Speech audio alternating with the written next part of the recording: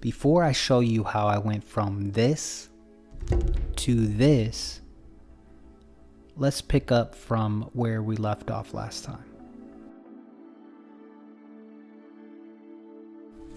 So picking up from the last devlog, I wanted to set up a customization system that wasn't too complicated but still provided a good amount of variety. One of the key features I implemented was adding cash to purchase characters, and then once you purchase those characters, you'll be able to actually customize by changing the colors of the skin, hair, clothes, etc. But one thing about simple mechanics is that they end up being more complicated than you expect. Maybe I'll save this character for Halloween.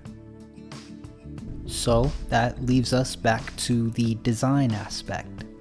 You see, when you get stuck on something, sometimes it's better to work on something else in the project and then revisit that same issue later. So I decided, this whole scene was looking pretty bland, and in one of my first projects, I pretty much didn't do much with level design, and I didn't want to make that same mistake again. So this time I'm taking it real serious. And part of that process is prepping all the items to make sure that everything is aligned in a way that makes sense, taking off the colliders on objects that don't really need them, that are just there for the visual aspect. And I wanted to make interactions really important in this game. You see, what I really like about some games is the way that they make you feel as you're part of the environment, that you're part of the world, and what you do actually makes a difference. And I'm not talking about like long-winded multiple choice quest type of system here. I want to keep it a smaller project, but I do want to have at least some reliable interactions that the player can have that can at least give them a enjoyable experience, and hopefully a memorable one. With that being said, not every asset that you get is gonna be perfect coming out the box.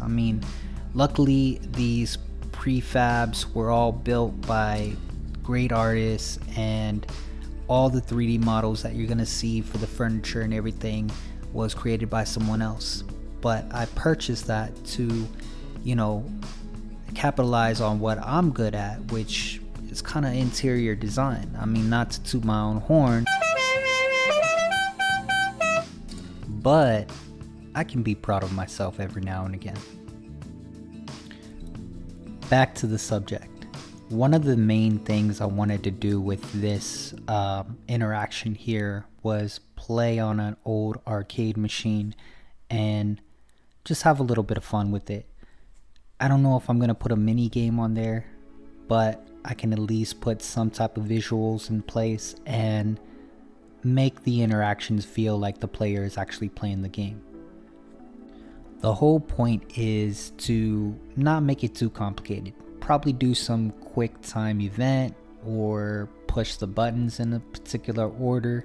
Something simple that can have the player interact, because the whole purpose is to have that interaction to score points. See, your overall score at the end of the game will determine how you did and how your ending is going to be like. So there's going to be different endings based off of that score. And to get points, you would have to play games on the arcade or foosball table or different things throughout the game in itself. Also, pulling off pranks will earn you points as well, because you gotta have fun while you're at work, right?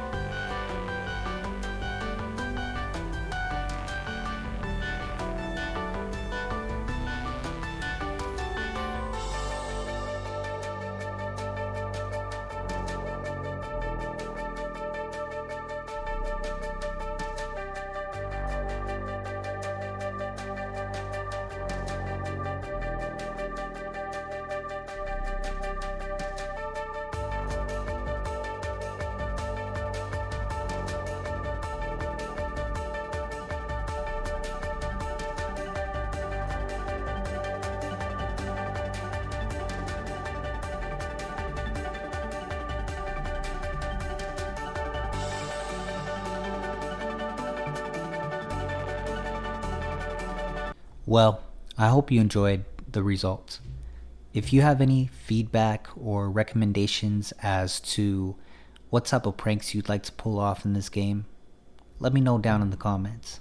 Until then, remember, save your projects.